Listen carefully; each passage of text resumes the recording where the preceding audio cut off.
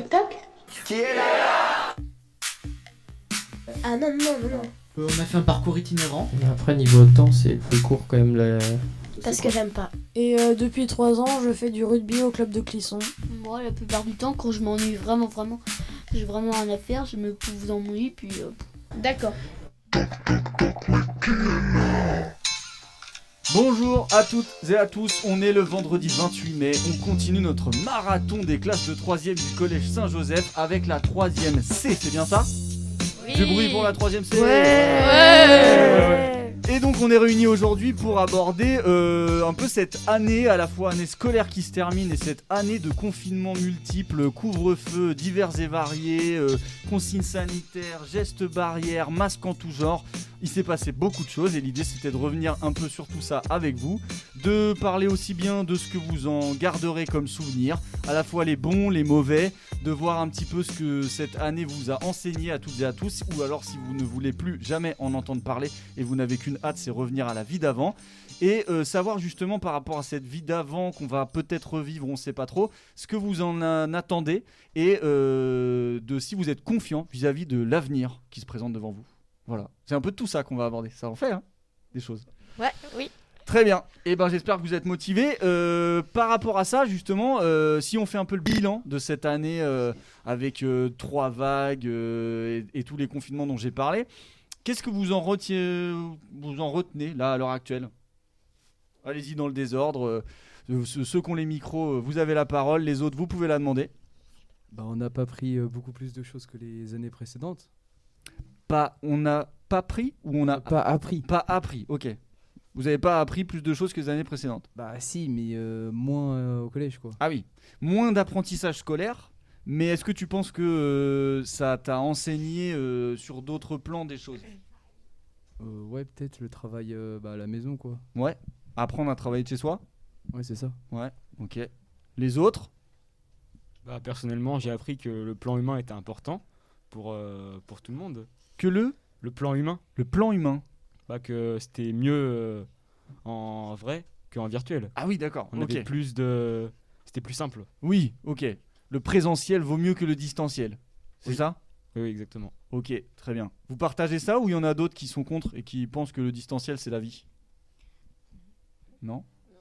Non. Il y a personne, il y en a eu dans les autres groupes, c'est pour ça que je vous pose la question. Il y en a qui disaient franchement, moi, le fait d'avoir accès à tous les outils de communication numérique, le fait de. Enfin voilà, moi ça m'allait très bien, pas de souci. Bah, c'est quand même mieux de... Enfin, les profs, quand ils sont présents, ils expliquent mieux, on comprend mieux. D'accord. Sur le plan scolaire, tout le monde partage ça. Ça a été quand même vachement plus simple de suivre des cours en présentiel qu'en distanciel. Ouais. Et sur le plan des interactions sociales, est-ce qu'il y en a qui se sont complètement épanouis dans le fait d'avoir des accès à des plateformes pour des visios, de pouvoir être au téléphone, de pouvoir jouer en ligne ou des trucs comme ça et qui n'ont pas nécessairement senti le manque d'interaction sociale habituelle? Non, vous avez tous subi le fait de moins pouvoir se voir et de moins pouvoir faire du présentiel? Oui. Oui. Ok. Non, moi, ça me manquait pas. Toi, ça te manquait pas? Parce que tu trouvais d'autres satisfactions dans le fait d'être plus à la maison, dans le fait de voir moins de monde, c'est quoi? J'ai pas besoin des gens de ma classe pour vivre. T'as pas besoin des gens de ta classe pour vivre. Elle n'a pas besoin de vous. J'espère que vous avez bien compris. Aïe. Ok. Mais parce que du coup, c'était pas les gens de ta classe, mais tu voyais toujours autant de monde ou d'autres gens? Bah, je voyais mes vrais potes en dehors. Tes vrais potes. Oh là, elle balance. Non, Attention. Ok. Ta vie, elle était ailleurs qu'au collège, et du coup, le fait de plus forcément aller au collège, ça te dérangeait pas. C'est ça? Exact. Ok, très bien. Il y en a d'autres qui veulent rajouter quelque chose, qui veulent réagir à ça? Dans le public, on peut commencer à faire passer le micro hein, si vous voulez. Alors, il a juste une fonction mute, etc. Faut bien penser à le rallumer. Et vous pouvez même le laisser allumer, a priori. Voilà.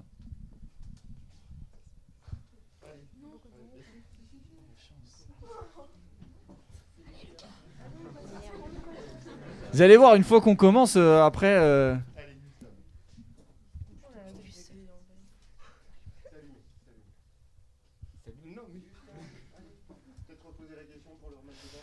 Bah du coup, est-ce que toi, justement, par rapport à ça, le fait de moins aller au collège, c'est quelque chose qui t'a dérangé ou tu t'es très bien habitué et adapté à ça? Ça m'a pas beaucoup dérangé. Ouais. Tu as l'air d'être très perturbé par le micro en lui-même. C'est la première fois que tu parles dans un micro, peut-être? Non, mais celui-ci, oui. D'accord. Ah bah oui. Il est pas allumé, je crois. Mais je l'ai acheté la semaine dernière, donc globalement, il n'y a pas grand monde qui avait pas. Il est allumé, si, moi je l'entends. Ah bon? Ah. Non?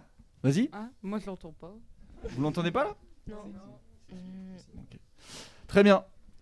Et du coup, par rapport à ça, qu'est-ce que vous aurez le plus subi dans cette année avec tous les confinements, etc. C'est quoi vraiment ce à quoi vous avez jamais réussi à vous faire? Est-ce que c'est le masque? Est-ce que c'est le couvre-feu? Est-ce que c'est le fait vraiment d'avoir un périmètre dans lequel on peut circuler de seulement 1 kilomètre pendant un mois comme ça, pendant le premier confinement? Est-ce que c'est le fait d'avoir des cours en distanciel où vous avez un rendez-vous pour des cours alors que vous êtes chez vous, etc. Est-ce qu'il y a un truc comme ça que vous retenez qui a vraiment été compliqué pour vous à vivre? Bah, moi, personnellement, c'était de pas faire de sport. Ouais. Parce qu'on pouvait pas trop aller dans les salles et tout ça. Mhm. Et du coup, bah, on a dû arrêter les sports pendant presque 2 mois. Du coup, c'était un peu...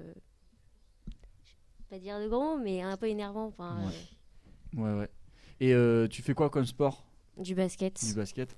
Ouais. Et il y en a d'autres comme ça il y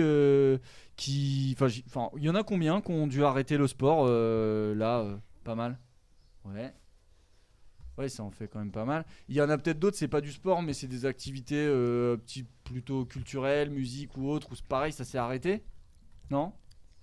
À main levée, là, il y en a ou pas? Personne qui fait de la musique, du théâtre, des choses comme ça? Ouais, ok.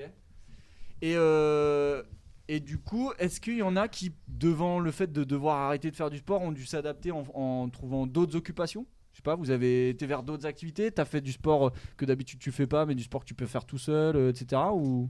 Bah, par exemple, j'ai regardé des vidéos sur Internet. Enfin, j'ai plus fait du sport maison que du sport Ouais. courir et tout ça. Des vidéos du coup de sport plus fitness Oui, ou des oui. trucs comme ça? Ouais. Ok, d'accord. Ouais. Et du coup, tu trouvais quand même une bonne alternative à ça ou vraiment c'est pas du tout la même chose, ça n'a rien à voir et ça perdait beaucoup? Bah, en soi, ça faisait travailler d'autres parties parce que le basket, c'est tout le temps la même chose. Et du coup, là, bah, j'ai plus travaillé les muscles et qu'autre chose. Mhm. Et voilà. Et du coup, toi qui fais du basket, donc sport collectif, donc sport d'équipe, le fait de plus voir ton équipe comme ça, c'est aussi quelque chose qui t'a manqué ou toi c'est vraiment le sport en tant que tel qui te manquait, pas forcément cette dimension équipe? Non, ça m'a manqué aussi parce que bah, du coup, après, la cohésion d'équipe, elle est plus vraiment pareille. Mhm. Et quand on va reprendre les matchs, ça va être plus compliqué. Ouais. Et ton équipe, c'est des copains aussi ou c'est juste ton équipe? Non, c'est des copains. Parce que... C'est des copains, ouais. Et du coup, il y avait cette dimension-là aussi. Du coup, c'est des gens que tu voyais plus? Oui. Ouais, ok. D'accord. Et, d'accord. Et par rapport à cette question d'avoir dû arrêter des choses un peu du jour au lendemain, ça a été des décisions qui ont été prises aussi bien par rapport à des directives au niveau sanitaire, aussi des décisions politiques. On a vu qu'il y a eu 3 confinements qui se ressemblaient pas du tout. Il y a eu un premier confinement où là, tout s'était arrêté et tout le monde était à la même enseigne, tout le monde était chez lui, à part ceux qui pouvaient télétravailler. En tout cas, plus personne n'allait au boulot en vrai. Les établissements scolaires étaient fermés, etc. Le deuxième, on n'était plus dans la même situation. Les lycées, les collèges, les écoles pouvaient rester ouverts. La plupart des gens, s'ils avaient une attestation, pouvaient aller travailler, etc. Le troisième, c'était encore un peu différent. Est-ce que vous avez réussi à y voir un peu clair, à comprendre à chaque fois ce qui se jouait derrière toutes ces décisions? Est-ce que vous avez eu l'impression que à chaque fois, les choses étaient cohérentes et que ce qu'on vous demandait de respecter comme nouvelle consigne, elle avait du sens ou pas? Moi, j'ai pas trop trouvé parce que... il nous disait qu'on pouvait sortir et tout ça. Enfin, en tout cas, moi, je suis sortie l'après-midi, tout ça. Le matin, je faisais mes devoirs et je sortais alors qu'on était en Covid et tout ça. Enfin, autant aller au collège si on se voyait l'après-midi, quoi. Ouais. Mais du coup, tu voyais qui l'après-midi? Bah, mes potes. Les mêmes que tu vois au collège? Ouais. Ok. Et parce que l'idée aussi de fermer les établissements scolaires, c'était avant tout pour éviter les brassages de gens qui venaient de différents endroits, en fait. Et du coup, les gens que tu voyais, ils venaient justement d'autres endroits, ça ou pas? Ou alors c'était des gens qui habitent à proximité de chez toi, par exemple, ou des trucs comme Non, ça. bah dans les alentours. Ouais, ok. Oui, donc la question se posait d'autant plus de, en fait, ça fait pas de différence, quoi. C'est ça que Ouais. tu dis. Ouais. Ok. Les autres, il y en a, par rapport à ces consignes gouvernementales, il y en a qui se disaient, bah, en fait, ça a aucun sens, du coup, je vais pas le respecter. Ou vous avez tous respecté de manière assez disciplinée ce qu'on vous demandait de respecter. Soyez sincères. Hein. Ah mais moi c'est pas que j'ai pas respecté. Hein. Non, mais je dis pas que tu l'as pas fait. Hein. Je t'accuse de rien. Hein. Quand on portait nos masques et tout. Ouais. Ah, ça rigole à côté de toi quand même. Hein. Là mais on était à plus de 2 mètres à chaque fois. Non, Juliette, c'est grosse plutôt. Ok non en fait. Ok, non, ok. Et sur la question du couvre-feu, par exemple. Est-ce que vous avez respecté les couvre-feux? Bah, on sortait pas, mais on allait chez des gens, donc...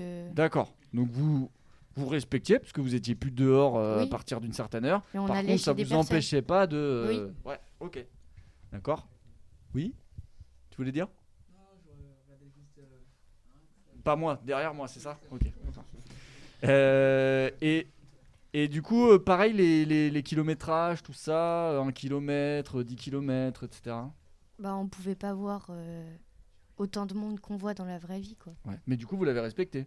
Oui. Ouais. Ça, vous vous êtes pas aventuré genre à aller faire les mêmes choses que d'habitude alors que c'était à plus de la distance réglementaire. Bah par exemple la famille on pouvait pas aller la voir si elle habite loin. Ouais. Donc c'était un peu gênant mais ça va. Ouais. Mais au final, on peut se dire que c'était une amende en fait que vous risquiez. Il y a aussi des gens clairement qui se sont dit bon bah au pire je paierai 135 € et puis c'est pas grave, je le fais. Vous avez pas fait ça? Bon je sais plus. J'ai peut-être été voir mes belles amies une fois, peut-être, je sais pas. Mais ce dont on avait envie de parler justement avec vous, c'est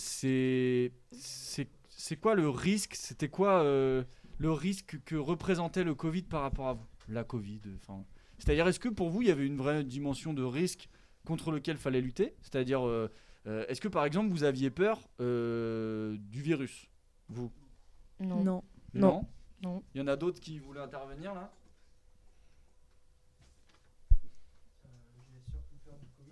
Ouais, je crois qu'il est pas allumé ton micro. Voilà. J'étais surtout inquiet pour mes proches qui étaient plus âgés. Ouais. Ma grand-mère surtout. Ouais, d'accord. Donc Et- le risque, il n'était pas pour toi, il était pour les personnes plus à risque de ton entourage, notamment Ouais, surtout, ouais. personnes âgées, quoi. Ouais, ouais. Ok.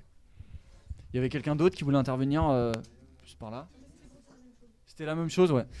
Ouais, et du coup, parmi vous, qui a pu quand même voir ses grands-parents là dans... Moi. Ouais. Vous avez Moi. continué à les voir Oui. en faisant du coup attention, en respectant les gestes barrières, Oui, en etc. mettant c'est ça les masques et tout. Ouais. Ouais, ok. Et dehors.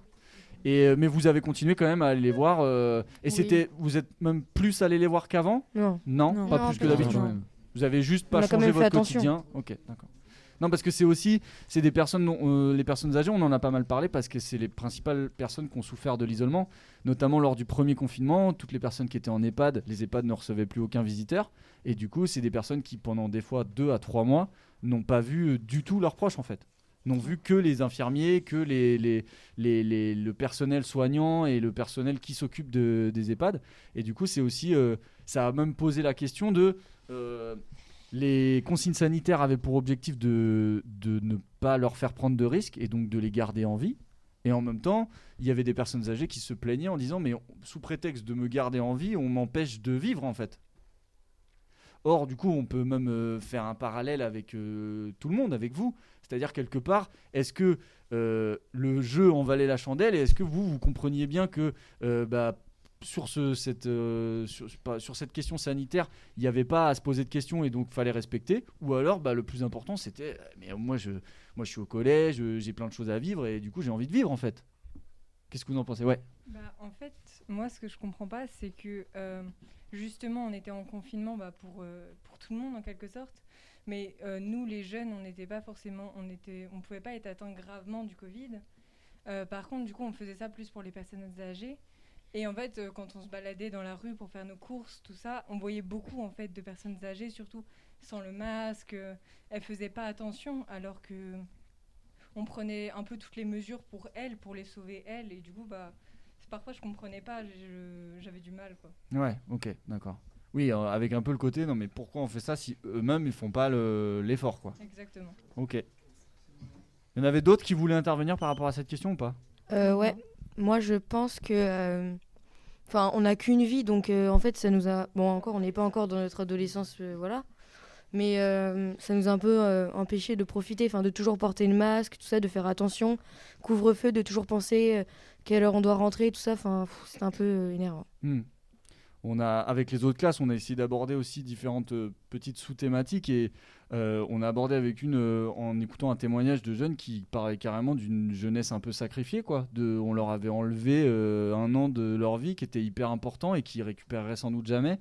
Vous avez eu ce sentiment-là un peu aussi, qu'on vous enlevait une année charnière un peu, l'année de 3e en plus, c'est quand même une année un peu particulière. Oui, tu voulais intervenir? Vas-y. Moi en fait je me disais que plus on respectera, plus ce sera fini vite et du coup plus on pourra revivre après. Mais même si c'était dur quand même. Ouais. Et ça, c'est hyper intéressant ce que tu dis parce que je me rappelle en avoir discuté. Le premier confinement, c'était complètement nouveau, c'était inédit et c'était pour tout le monde pareil. Il y avait un côté genre, bon, on vit ça, on vivra sans doute pas ça 2 fois. Un pays qui arrête carrément son économie pendant 1 mois entier, tout est à l'arrêt. Mais on savait pourquoi on le faisait. Il y avait vraiment l'objectif on nous avait dit à partir de telle date, si on a bien respecté les règles, globalement, le virus arrêtera de se propager. Puis après, on en a vécu 2 autres, ça fait 1 an qu'on y est, on n'est pas encore sorti, il y a des histoires de variants qui sont venus tout compliquer. Et du coup, il y a eu cette désillusion un peu aussi de en fait, pourquoi on fait ça? Vous avez ressenti ça, vous aussi, ou pas? Oui. Ok, d'accord. Et un autre truc dont on a parlé avec une autre classe, c'est justement par rapport à ce côté liberté entravée, c'est le côté... est-ce que vous avez eu l'impression qu'on allait parfois trop loin dans le fait d'entraver vos libertés? C'est surtout moi j'avais l'impression que ça servait à rien. Parce que puis la sortie des confinements, après à chaque fois ça disait que ça remontait et tout ça. Donc, Ouais. Oui, il y avait même un côté genre là on va bien profiter à Noël et puis pour se reconfiner juste après parce qu'on sait très bien qu'il va y avoir un rebond quoi. Oui. Ouais. Ok. Mais de toute façon, fallait forcément prendre des mesures pour arrêter le virus. C'est juste qu'il fallait peut-être un petit peu plus de discipline de tout le monde parce que personne, enfin, je dis pas personne, mais la plupart n'ont pas fait attention quand les confinements étaient terminés et tout le monde a commencé à se retrouver avec ou sans masque et je pense que c'est pour ça que il y a eu beaucoup plus de cas. Toi, tu penses que les décisions qui ont été prises, elles étaient bonnes, c'est juste que si on n'est pas encore sorti de la crise, c'est parce qu'on n'a quelque part pas fait assez les bons efforts au bon moment, etc. Je pense parce que de toute façon, quoi qu'il fasse, les décisions, après, on est obligé de les respecter, donc on peut pas trop dire grand-chose. C'est surtout que les gens, après les confinements, à la fin des confinements, ils disaient c'est fini, ils pouvaient revivre comme avant et tout ça. Donc ça a remonté. Ouais. Moi je trouve ça un petit peu bête parce qu'au début c'était couvre-feu 18h, après c'était 19h, maintenant 21h, enfin ça change pas forcément, enfin les gens peuvent très bien se voir à 8h du matin, enfin ça va pas changer.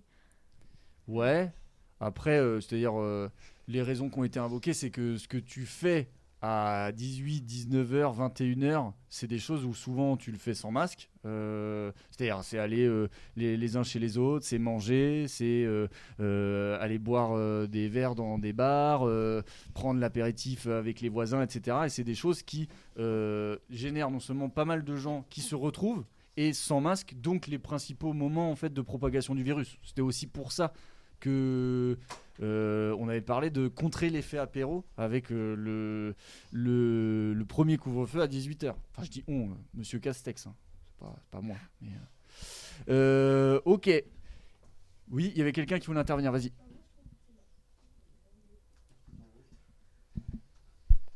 Je trouve que Je trouve que le confinement il sert pas à grand chose parce qu'en soi on peut rester dormir chez nos proches, chez des amis, donc au final ça revient à la même chose parce que du coup on le respecte pas vraiment parce qu'on se retrouve quand même en groupe, du coup ça a pas trop d'intérêt je trouve. Et vous l'avez fait ça d'aller dormir les uns chez les autres en groupe?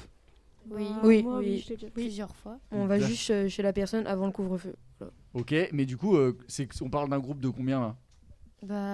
10 personnes. 10 personnes, Ah un ouais. peu plus. Ah ouais, quand même. Un peu moins. Ok. Même un peu plus. D'accord. Ouais, du coup, ça veut dire que faut avoir quand même de quoi accueillir 10 personnes pour dormir, quoi. Bah, les Oui, petites bah, fêtes, quoi. C'est une logistique, hein. Sans les parents. Sans les parents. Oui. D'accord. Bah, c'est les fêtes de notre âge, quoi. Oui, oui. Ah, mais ça, encore une fois, loin de moi l'idée de vous juger. Je constate, c'est tout. Très bien. Et oui, vas-y. Bah, moi, je trouve que déjà le confinement de l'année dernière, il avait fait un peu effet. Après l'été, il y a eu moins de cas. Mais après, quand ils ont reconfiné au mois de novembre ou octobre, je sais plus, bah, on avait encore le droit d'aller au collège ou au lycée, enfin peu importe. Du coup, bah, on respectait plus trop, enfin un peu, mais les cas, ils ont quand même augmenté pendant le confinement. Bah voilà. Du coup, ça servait un peu à rien. Ouais. Ça, ce deuxième confinement, vous avez compris justement ce qui se jouait dans le fait de... Enfin, est-ce que justement il y avait ce côté genre mais ça n'a aucun sens en fait, c'est-à-dire le fait de nous laisser ouverts en tant qu'établissement, etc. Ça va forcément augmenter le nombre de cas ou bah non mais c'est logique, là ils peuvent pas se permettre de reconfiner comme le premier confinement. Qu'est-ce que vous en avez pensé vous? Bah, les deux, mais c'est surtout qu'on mange ensemble le midi. Alors, ouais, Oui, ça mais va un peu dans à les rien. deux cas, on se voit. Si on est confiné, on se voit. Et si on est au collège, on se voit aussi. Donc. Mais ils pouvaient D'accord. aussi pas se permettre parce que l'économie et tout. Et en plus, bah, y a, quand nous, au collège ou au lycée, peu importe, enfin voilà, on est assez asymptomatique la plupart du temps. Du coup, bah, on refile ça quand même à nos parents et du coup, bah, ils peuvent quand même avoir le Covid de façon plus grave. Donc je trouvais qu'il servait un peu à rien le confinement. D'accord. Ok. Et du coup, ben, peut-être qu'on peut passer. On avait trouvé un petit extrait court sur cette question du risque et de la peur du Covid chez les jeunes, en fait.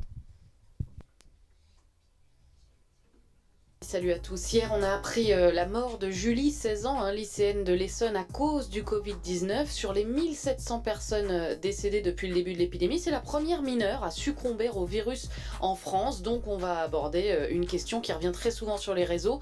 Que risquent les jeunes face au coronavirus? C'était un peu la question que je vous posais tout à l'heure.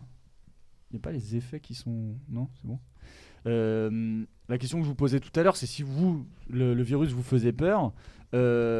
Cette question des variants, par exemple, qui a été évoquée, je crois, qui vient un peu encore compliquer les choses, parce que dans un premier temps, en effet, on avait tous entendu que c'était une maladie qui était relativement peu violente, peu virulente chez les jeunes générations. C'était plutôt les personnes à risque qui étaient touchées. Donc là, d'ailleurs, c'était une source audio qui venait plutôt du début du confinement. En fait, c'était le premier cas d'une mineure.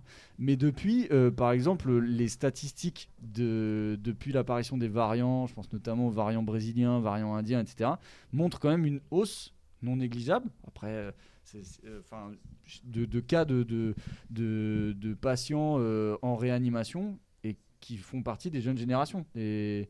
Et vous, ça n'a pas évolué chez vous, cette vision un peu du virus par rapport à ça? Cette vision du risque que ça peut représenter pour vous? Bah, ça devient très sérieux avec plein de variants, mais ça va pas non plus nous empêcher de vivre. Mmh. Enfin, Ok. faut pas se restreindre à ça, je pense. Ouais. Oui. Alors, vas-y. Attends, il y a quelqu'un derrière toi. Bah, moi, déjà, dans ma famille, on a pris un peu plus conscience, mais on n'a pas arrêté de vivre non plus. Mais on faisait un peu plus attention quand même. Ouais. Disons qu'il y a aussi eu un moment où vous avez pu le prendre plus au sérieux parce que les chiffres devenaient plus importants, parce que quand on a commencé à entendre parler de cas qui se rapprochaient plus dans la région, parce qu'il faut le dire aussi, on a été sur un territoire qui a été assez peu touché, enfin en tout cas très tardivement en fait, et pas dans les proportions que certains départements ont pu connaître. Donc peut-être que c'était ça aussi qui faisait que c'était plus compliqué de se rendre compte, c'est qu'au quotidien on côtoyait peu de gens qui étaient durement touchés. Ça a joué ça chez vous ou pas? C'est clair comme question, je sais pas si c'est formulé clairement. J'ai pas trop compris. En fait, on est en Loire-Atlantique, on a été assez peu touché par des cas graves, un nombre de réanimations, etc. Et donc du coup, je parle notamment pour moi, ça n'a pas aidé à se rendre compte de la gravité en fait du virus et de en quoi il peut avoir un impact énorme sur une personne comme vous, comme moi, etc. C'est parce que du coup, j'étais peu confronté à des cas de Covid sévères qui amènent à des réanimations. Est-ce que de la même façon pour vous, vous n'avez pas vu tout de suite la gravité parce que justement vous étiez dans un territoire qui n'était pas trop touché. Bah, moi, il y a la cousine de ma mère qui a été en réanimation à cause de ça. Mais j'ai arrêté de faire la bise et tout ça. Mais mes parents m'ont dit d'arrêter et tout ça, mais ça m'a pas vraiment choqué, quoi. Ouais, ok. Enfin, elle s'en est sortie, donc c'est principal. Ouais, ok.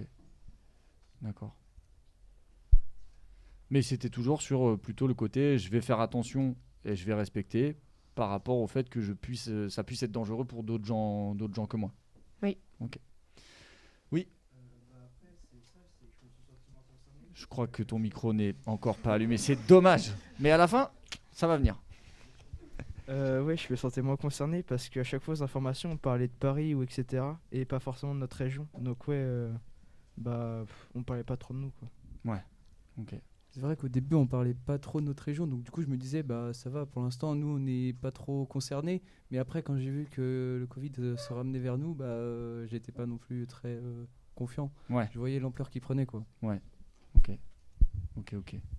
Moi je me suis plus rendu compte quand mes grands-parents ils ont attrapé du coup le Covid, et c'est là qu'on a commencé vraiment à plus faire attention. Mais du coup après forcément ça, je sais pas comment dire, on s'est vraiment rendu compte que finalement ça pouvait aussi arriver aux personnes qui étaient autour de nous, et du coup on faisait plus attention. Et en plus, moi je sais qu'un truc qui m'a marqué, c'est la spécificité de cette maladie, c'est que, vous l'avez dit, c'est qu'on peut être asymptomatique et être porteur du virus. Du coup, comment on peut savoir qu'on a bien fait attention quand en fait on sait même pas quand on se rend pas compte qu'on l'a en fait le virus? Parce qu'aujourd'hui il y a les tests, mais rappelez-vous au début, premier confinement, il n'y avait pas de test en fait. Donc ceux qui n'avaient pas de symptômes, ils savaient même pas qu'ils étaient porteurs du virus. Et du coup, ça obligeait quelque part tout le monde à se dire dans le doute, je fais attention, parce qu'en fait on savait même pas si on l'avait ou on l'avait pas. Combien d'entre vous l'ont eu? D'accord. 2 cas, c'est ça? Vous êtes combien dans votre classe? 30. 30, ok. Ah oui, donc parce qu'on ce matin on a eu une classe à 17 cas sur 30, ok. Donc au sein même des différentes classes, c'était pas du tout la même chose, quoi. Ok. Très bien, très bien. Et par rapport à la suite, à l'avenir, là on rentre un peu dans une période de déconfinement progressif, on est sorti de l'état d'urgence sanitaire de manière officielle, les terrasses et les restaurants rouvrent, les lieux culturels vont pouvoir rouvrir, on parle de passe sanitaire, le vaccin a pris un nouvel essor, etc. Il y a de plus en plus de vaccinations. Comment vous voyez la suite, vous ? Est-ce que vous êtes plutôt confiant ? Est-ce que vous restez méfiant ? Est-ce que vous êtes carrément flippé à l'idée de ce qui nous attend ? Moi, je suis... Moi, j'ai un peu peur qu'avec l'été, après, tout reprenne, parce que là, tout le monde va se lâcher, tout le monde va partir en soirée, en terrasse, en concert, etc. Donc après, je pense qu'en septembre, ça va reprendre un peu. Ok, d'accord. Moi, je pense pas, parce que là, ça y est, déjà, tous les grands-parents, presque, sont vaccinés, tout ça, les 2 doses et tout. Donc, je pense que déjà, les personnes les plus à risque, c'est eux. Donc, on pourra faire un peu moins attention, j'ai envie de dire. Et après, ce sera bientôt nous. Donc, je pense que je suis confiante, quoi, pour la suite. Ok, très bien. Derrière, ouais. Moi, je trouve qu'il faut pas non plus être trop confiant, même si y a le vaccin qui commence à évoluer, même chez les jeunes. Enfin, pas encore, mais je pense que ça va venir. Et après, faut pas être trop confiant parce qu'il y a le confinement d'avril et on a été déconfinés comme là, avec les restaurants qui ont réouvert et tout. Mais après, en octobre, on a été reconfinés. Du coup, faut pas être trop confiant même s'il y a le vaccin. Ouais. Okay. Mais c'est bien de positiver quand même, parce que si on est tous en train de déprimer, on va pas y arriver. Ouais, ok. Alors oui, vas-y. Moi, je suis un peu mitigée parce que d'un côté, je me dis que cet été, beaucoup de personnes vont se regrouper et du coup, ça va reprendre. Mais d'un côté, y a pas mal de gens aussi qui commencent ou qui ont déjà fait le vaccin. Et du coup, ça peut améliorer. C'est pour ça, du coup, je suis un peu mitigée. Enfin, je sais pas trop qu'est-ce que ça va donner. Ok, d'accord. Moi, je suis confiant parce que je me dis, c'est pas que je me dis, mais tous les siècles, il y a une maladie ou quelque chose. Par exemple, il y a un siècle, c'était la peste. Non, pas la peste, c'était Je sais plus, il y a eu la peste, la grippe espagnole, enfin il y en a eu plein. Et ça s'est arrêté au bout de 3 ans maximum. Donc après, j'espère pas que ça va durer 3 ans, mais je pense pas que ça va non plus durer très longtemps. Ok. Donc toi, tu essaies de relativiser par rapport à l'histoire, par rapport à... Il y a eu d'autres choses d'une gravité un peu similaire et ça finit toujours par s'arrêter, quoi. Oui. Ok, très bien. Est-ce qu'il y en a qui sont un peu convaincus qu'il va falloir complètement apprendre à vivre avec le Covid et que ça disparaîtra plus ? Bah, moi, je pense que ça va pas s'arrêter comme ça. Enfin, du jour au lendemain, on va devoir s'habituer et vivre avec, parce que malgré les mesures prises par tout le monde, ça peut pas s'arrêter comme ça du jour au lendemain. Puis on sait pas réellement le vaccin, combien de temps il va faire effet, si ça va vraiment bien fonctionner, etc. Mais une fois que tout le monde sera vacciné, il y aura plus le vaccin, c'est juste qu'il faudra refaire un vaccin tous les ans et voilà. Enfin, il y aura plus de Covid, je veux dire. Il n'y aura plus de Covid. Toi, tu penses que le vaccin... ok. Attends, on va revenir là-dessus. Oui, il y avait quelqu'un qui voulait intervenir. Vas-y. Et après, on vit avec beaucoup de maladies. En ce moment, il n'y a pas des vaccins pour tout. Ouais. Donc, toi, tu penses que il n'y a pas des vaccins pour tout, mais il en faudrait, ou c'est parce qu'il y a différentes gravités, différentes urgences sanitaires ? Pardon, je n'ai pas écouté du coup. En fait, tu disais il n'y a pas des vaccins pour tout alors qu'il y a plein de maladies. Mais du coup, par là, tu veux dire on devrait faire des vaccins pour toutes les maladies, ou non, tu dis juste que il y a différents états d'urgence vis-à-vis des maladies et qu'il y en a qui méritent des vaccins et d'autres pas. Après, j'ai un exemple là maintenant, mais il est un peu bizarre. Genre, par exemple, pour le sida, on n'a pas arrêté de... On n'a pas fait de vaccin contre le sida. Alors je te vois pas, je t'entends plus. Il pleure. Vas-y, je t'écoute. Hein. C'est pas qu'on n'a pas fait des vaccins, mais c'est qu'on n'a pas arrêté non plus de faire nos vies. Avec cette maladie. Ah oui, d'accord. C'est-à-dire vivre avec des maladies, c'est la vie en fait. C'est pas que c'est la vie, mais je pense que le coronavirus, il va quand même rester après, même. Oui. Même avec Oui, c'est pas une maladie qui va disparaître. Par contre, on va pouvoir continuer à vivre malgré ça. C'est ça ? Ok, très bien. Il y avait quelqu'un qui voulait parler par là, ouais. Pour moi, c'est un peu comme la grippe. Genre la grippe, on a un vaccin pour, mais pour autant, elle est toujours là. On peut toujours l'attraper, mais on fait pas attention à ça. Le Covid, pour moi, ce sera comme ça plus tard. Genre, il sera toujours là, mais on aura des vaccins pour. On sera tous vaccinés et puis, mais on vivra avec, quoi. D'accord. En soi, il y a beaucoup de similitudes entre la grippe et le coronavirus. Après, moi, la question que j'ai envie de poser par rapport à ça, c'est la grippe, ça mute chaque année, donc il faut un vaccin chaque année qui est retrouvé, avec une cellule souche par contre qui elle bouge pas, etc. Par contre, en termes de spécificité, la Covid, c'est que justement les asymptomatiques, la grippe, on a des symptômes grippaux ou on n'en a pas.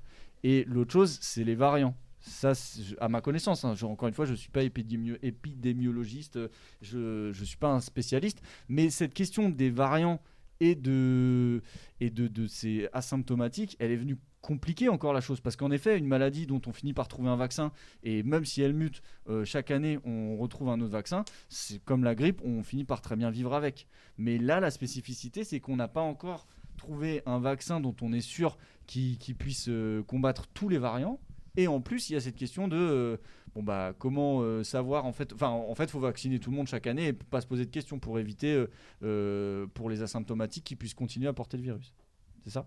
Oula, je sais pas tellement moi. Je suis spécialiste. Hein. Non, mais encore une fois, je demande pas du tout un avis de spécialiste. Enfin, moi-même, j'ai le même positionnement que vous. Je suis pas du tout professionnel de santé. Du coup, j'ai un positionnement où je réfléchis juste avec les informations dont je dispose. Et du coup, j'essaye de me faire un avis sur les questions. Et c'est intéressant d'avoir un avis, même si c'est un avis pas très éclairé. C'est intéressant d'essayer de se positionner, même à votre âge. Nous, le point de départ de notre réflexion aujourd'hui, c'était: est-ce qu'on est venu vous poser des questions sur ce que vous en pensiez ? Est-ce qu'on a essayé de savoir ce que vous en connaissiez, etc. Du coup, c'était juste notre point de départ, c'était ça. Voilà. Mais ah oui, les vaccins, quand tout le monde sera vacciné, du coup, les variants ils circuleront moins. Du coup, il y en aura moins. Et du coup, voilà. Ok. Et qui, parmi vous, s'il avait la possibilité dès maintenant de se faire vacciner, le ferait ? Moi. Ok. Et là, j'arrive pas à me rendre compte si c'est tout le monde ou est-ce qu'il y en a plutôt à l'inverse qui restent un peu méfiants et n'ont pas spécialement envie, se prononcent pas mais voudraient pas spécialement le faire tout de suite. Ok, d'accord. Et est-ce que votre méfiance, il y en a un qui peut en dire un mot sur d'où ça vient? Allez. Je sais pas trop comment expliquer, mais genre les vaccins, ils ont arrêté comment dire, ils ont arrêté de vacciner les gens avec certains vaccins et ils veulent quand même nous vacciner avec, donc c'est pas très rassurant. Là, tu parles d'AstraZeneca par exemple, qui à un moment a été suspendu, puis remis en circulation, oui, etc. Ouais. Ok. Ouais. Et je sais pas si vous avez suivi un petit peu tous les débats qu'il y avait à propos d'AstraZeneca et est-ce que vous savez pourquoi à un moment il a été suspendu? Non. Alors là encore, je suis pas un spécialiste, mais en tout cas, il y avait la question de ça. Les vaccins créent parfois des complications assez sévères chez certaines personnes, au point que il y a eu des morts à qui on avait injecté en fait le vaccin AstraZeneca, et notamment par thrombose. La thrombose, qui est, je sais pas exactement ce que c'est, mais en tout cas c'est une complication assez sévère qui peut mener à la mort. Or après, ce qui a formé un débat plus global, c'est que c'est pas la seule chose qui peut créer les thromboses. Et on a parlé notamment de la pilule contraceptive qui, elle aussi, pouvait amener à des thromboses sévères qui pouvaient amener à la mort. Et du coup, encore une fois, l'idée n'est pas de promouvoir ou pas AstraZeneca et les autres vaccins. C'est que les informations dont on dispose, en fait, elles peuvent mener à une argumentation anti-vaccin, comme les pro-vaccins vont pouvoir dire, mais il n'y a pas que ça qui crée des thromboses. Et en fait, sur le nombre de personnes qu'on va sauver grâce au vaccin, certes, ça va peut-être créer quelques morts, mais vaut mieux ça que l'inverse. Tu vois ce que je veux dire ou pas? Ouais. Moi, je trouve ça très très égoïste. En fait, parce qu'on a appris justement en cours d'SVT que il fallait mieux se faire vacciner parce qu'il y en a, ils pouvaient pas parce qu'ils avaient des maladies, tout ça. Donc il faut plutôt les protéger. Comme là, on fait ça, on fait attention pour les personnes âgées. Ouais. Donc voilà, je trouve ça égoïste, franchement. D'accord, tu trouves ça égoïste de pas vouloir se faire vacciner? Oui, parce que ça protège pas les autres du coup. D'accord, ok. Parce que du coup, il y a cette recherche d'une immunité collective qui est plus importante que de se poser la question de si nous, on veut se faire vacciner ou pas, c'est ça? Non, mais je comprends qu'on puisse avoir peur et tout ça, qu'on se pose des questions, mais bon... S'ils disent de se faire vacciner, je pense qu'il faut le faire. Ok, d'accord, très bien. Mais en soi... tous les vaccins, ils ont toujours fait des réactions, donc je vois pas pourquoi celui du Covid, parce que c'est soi-disant une maladie plus grave, il faudrait pas le faire ou autre chose, parce que tous les vaccins ont toujours des effets secondaires en fonction des personnes. Enfin, c'est pas sur tout le monde. Pas parce qu'une personne a eu des effets secondaires que l'autre personne va forcément en avoir. Donc, je sais pas, je pense que c'est mieux de se faire vacciner. Ouais, ok. Et ça, c'est quelque chose dont vous parlez entre vous, dont vous parlez avec vos familles, dont... Oui. Ouais. Oui. Ok. Et du coup, justement, ce débat-là qui pourrait y avoir entre moi, je souhaite pas, moi, je pense qu'il faut le faire, moi, je trouve ça égoïste de pas le faire, etc. Est-ce que c'est des discussions que vous avez potentiellement est-ce que vous défendez, par exemple, cet avis de moi, je pense qu'il faut absolument aller se faire vacciner quand vous avez l'occasion de rencontrer quelqu'un qui vous dit moi, je préfère pas? Oui. Ouais. Oui. Ok, très bien. C'est bien. Enfin, de toute façon, c'est bien de discuter de ces choses-là, en tout cas, oui. Moi, personnellement...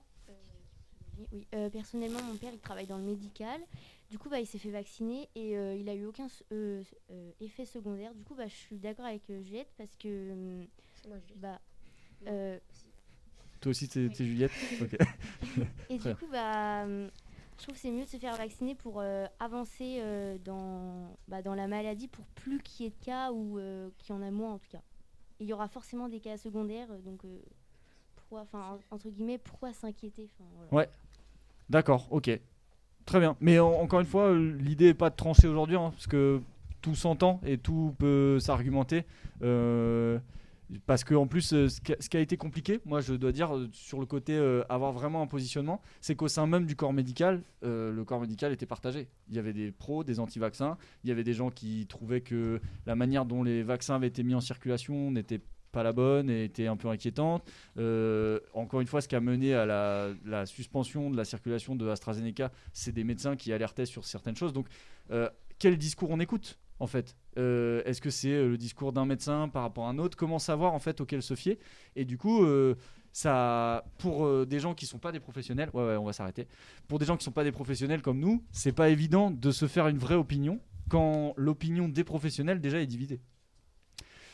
Voilà. Bon, en tout cas, c'était très intéressant. Moi, je parle pour moi, mais en tout cas, j'ai trouvé ça très intéressant de parler de ça avec vous. Merci. Et on vous remercie en tout cas d'être venu aujourd'hui, d'avoir joué le jeu de cette fin d'après-midi avec nous. On espère que vous avez passé un bon moment et que vous avez trouvé ça intéressant aussi. N'hésitez pas à aller faire un tour aussi bien sur la chaîne YouTube que sur notre site pour retrouver ça. Oui. Le petit papier, le chantier solidaire, c'est ça? Tu sais ce que tu voulais dire aussi? Faut taper Pôle Jeunesse Valette, voilà. Sur YouTube. Merci. D'accord. Voilà. Et du coup, par rapport à ce petit papier, en effet, donc comme je vous disais, on propose des séjours et on propose aussi des projets autofinancés. Et du coup, là, l'idée, c'est de constituer un groupe de 15 jeunes qui partira en octobre 2022 à Essaouira au Maroc, en partenariat avec une association qui s'appelle Afoulki, une association qui aide justement à la réhabilitation. Là, en l'occurrence, c'est une école à Essaouira. Et l'idée, c'est de partir, c'est 8 jours? Non.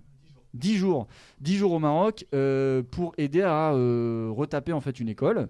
Donc c'est un chantier dans le sens où ce n'est pas qu'un séjour touristique, c'est un séjour où vous allez passer du temps à œuvrer pour rénover en fait cette école, et c'est aussi un chantier participatif, solidaire, international, dans le sens où l'idée ça va être de rencontrer d'autres gens, des gens sur place, des gens qui vont vous apprendre des choses, aussi bien des savoir-faire que partager un petit peu sur les différences culturelles, etc. Il va y avoir quand même la découverte des Essaouira et un peu du Maroc, mais en tout cas ce n'est pas un séjour uniquement de loisirs. Oui. Ce n'est pas tout de suite. Et si on vous en parle, c'est parce que là, on constitue un groupe. L'idée, c'est qu'à la fin de l'été, le groupe, une fois constitué, on commence à se réunir de manière assez régulière pour des autofinancements. On va avoir, pas une année complète, mais presque d'autofinancement pour essayer de réduire le coût de ce voyage en fait, pour chaque famille, dans l'optique de partir en octobre pour le moins cher possible pour les familles et pour ce séjour. Ok ? Et comment on s'inscrit ? Eh bien, il y a ce petit flyer, voilà, que vous pouvez prendre à la sortie et sur lequel il y a le mail et le téléphone. Du coup, les candidatures sont déjà ouvertes. On a commencé à recevoir des candidatures, mais c'est encore en cours. Donc, si vous êtes intéressé, n'hésitez pas à prendre le flyer et à nous contacter. On a aussi un site internet. Pareil, vous tapez Pôle Jeunesse Valette sur Google, vous allez nous trouver. C'est le site en fait de Valette Animation, parce qu'on gère pas, enfin, il n'y a pas que la jeunesse qui est gérée en fait par notre association. Il y a aussi l'enfance et la petite enfance. Et du coup, sur le site ou alors via ce flyer, vous aurez toutes les informations qu'il vous faut. Ok ? Il reste combien de places ? Il reste combien de places ? C'est pas, vu qu'on n'a pas encore démarré les entretiens, pour l'instant là on n'a pas...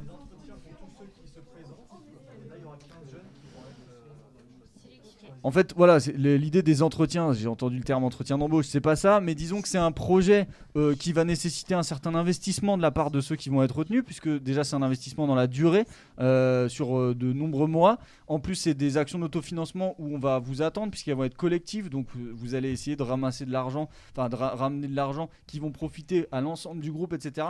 Donc on veut jauger de votre motivation et aussi de votre maturité, parce que voilà, l'idée c'est que c'est un séjour où qu'on construit, où l'idée c'est que c'est pas un séjour touristique. Faut pas retenir que la dimension chouette, on va aller au Maroc. Il y a plus que ça et on veut juste s'assurer que c'est bien compris et que tous les jeunes qui s'inscrivent sur le projet, on soit sur la même longueur d'onde avec eux. Ok. Voilà, c'était le mot de la fin, j'entends la sonnerie en plus. Abonnez-vous. Merci encore, bon week-end à vous et à très vite.